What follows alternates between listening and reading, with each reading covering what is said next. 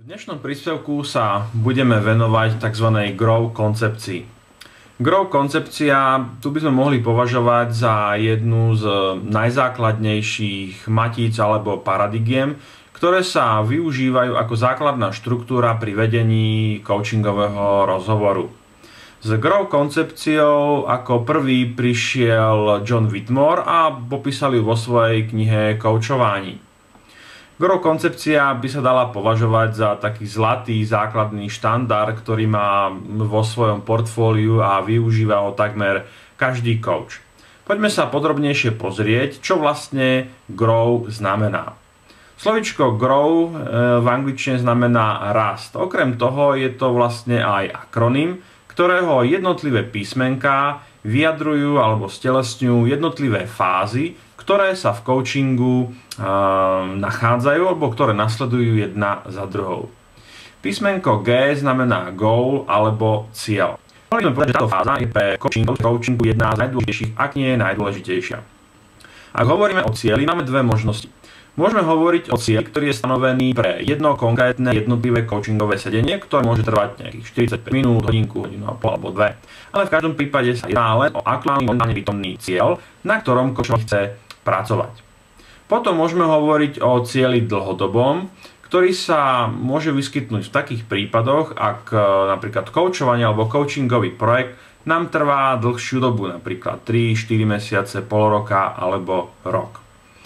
Potom môže dochádzať ku kombinácii týchto dvoch cieľov. To znamená, že v rámci nejakého dlhšieho obdobia, povedzme 3 alebo 4 mesiacoch, mám nejaký cieľ, ku ktorému sa chcem so svojím coachovaním dostať.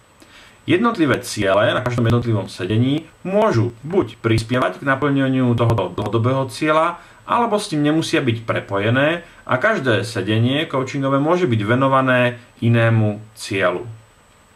Pri definovaní cieľov je dobré využiť nejakú známu paradigmu, ako je napríklad paradigma SMART, ktorá nám dokáže alebo pomôže nastaviť cieľ tak, aby bol špecifický, merateľný, dosiahnuteľný, realistický a termínovateľný. Pokiaľ sa nám tieto parametre podarí dosiahnuť či už v rámci krátkodobého cieľa na jednom sedení coachingovom alebo v rámci dlhodobého cieľa, teda v nejakom dlhodobom coachingu, môžeme povedať, že cieľ bol správne nastavený.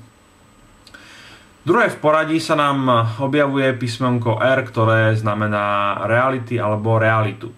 V tomto kroku je úlohou coachovaného a samozrejme aj coacha mapovať realitu. Klásť si otázky, ktoré súvisia s aktuálnym súčasným stavom. Sú to otázky, ktoré coach kladie coachovanému typu, čo ste skúšali, čo sa vám podarilo, čo sa vám nepodarilo, čo ste si všimli.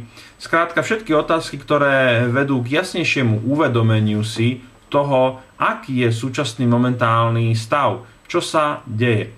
Častokrát len pomenovanie vecí, ktoré nie sú na prvý pohľad zjavné, môže uvoľniť potenciál pre ďalší krok, a to sú options alebo možnosti, ktoré sú stelesnené zosobnené písmenkom O.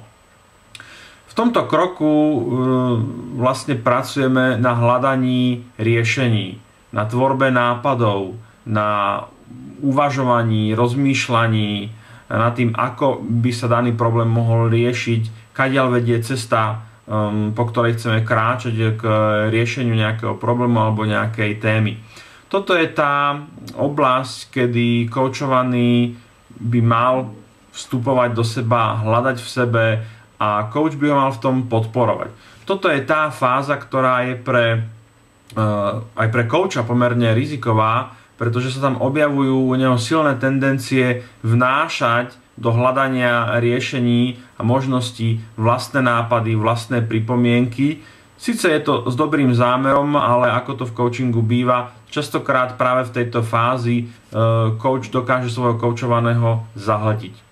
Ale aby som sa vrátil na začiatok, základnou podstatou tohoto kroku je hľadanie možností. No a nakoniec tu máme na záver dvojité V alebo will. To by sme mohli charakterizovať ako formulovanie akčného plánu alebo konkrétnych krokov. V tomto kroku alebo v tejto fáze používame otázky kto, čo, kedy, dokedy. To znamená, snažíme sa premostiť, snažíme sa vytvoriť mostík z toho, čo bolo vymyslené, vytvorené do reálnej praxe. Táto fáza môže mať buď podobu nejakej verbálnej dohody medzi koučom a koučovaným ohľadne toho, čo sa bude diať po ukončení sedenia, alebo môže mať dokonca formu nejakého formálneho záznamu, akčného plánu, v ktorom sú zaznamenané najbližšie kroky, ktoré koučovaný vo svojom reálnom živote, alebo respektíve po ukončení coachingového sedenia bude vykonávať. Takže ešte pre krátke zhrnutie, koncepcia GROW zachytáva jednotlivé kroky a fázy, ktoré sa odohrávajú v coachingu. G znamená goal, nastavenie cieľa. R znamená reality, skúmanie súčasnosti, skúmanie prítomnosti. O znamená options alebo možnosti, ktoré koučovaný pri riešení toho, ktorého problému má. A nakoniec V ako will, vôľa, vytvorenie akčného plánu.